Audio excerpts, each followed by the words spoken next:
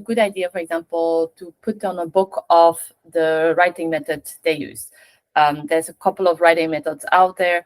Some writing coaches don't work with them, others work with them. But if you are a writing coach who really works with a specific method, do you think it's a good idea to have, for example, a book on there and show that this is the book that they work with?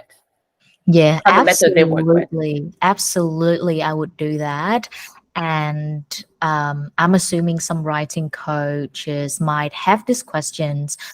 They would be worried about, okay, would I lose out on some clients if I am too upfront about my method?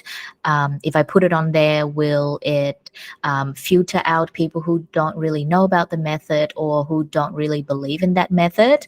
But I would say that your website is also your tool to help you filter out the wrong clients. So putting the method that you practice on there not only help you attract the right clients, but also help you filter out the wrong people. And this ultimately will help you streamline your whole, you know, sales process, because you no longer have to get on calls with the wrong people. That will save you lots of time. Oh yes, absolutely, absolutely. That's also something that I'm always saying, like, be clear on who you want to work with, because then you can really make all your marketing materials. And I didn't think about the book, actually. The book is just a great idea. Like, any person out there, you can put on a book and saying, this is how I work, this is what I believe in. And that is, again, like a method to attract the person you really want to work with and the person you don't really want to work with. So it's a great idea for a writing coach, especially for a writing coach. Absolutely. Yeah, I would highly recommend making it crystal clear on your website who you want to work with and who you don't. Yes, exactly. And that made me think about another thing. So many of the writing coaches, they love to read books. So they will put on a page on all the books that they have read. Do you think that is something that has its place on a website, or would you say keep those books maybe rather for a blog or, for example, on an Instagram account or a Facebook account? Or it doesn't matter to have it on the website? Because I know that your idea is really to have the website as simple as possible so that people who don't have the time can get straight into who you are and don't have to dive in and try to find your personality among all the pieces. Yeah.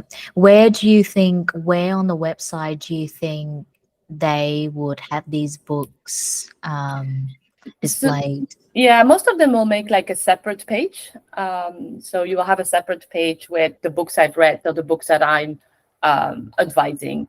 Sometimes it's in a blog, but mostly it's like a separate page.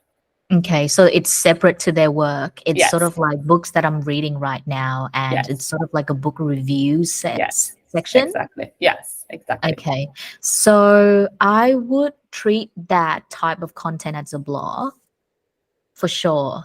Yeah, I think that it would make great content for blog.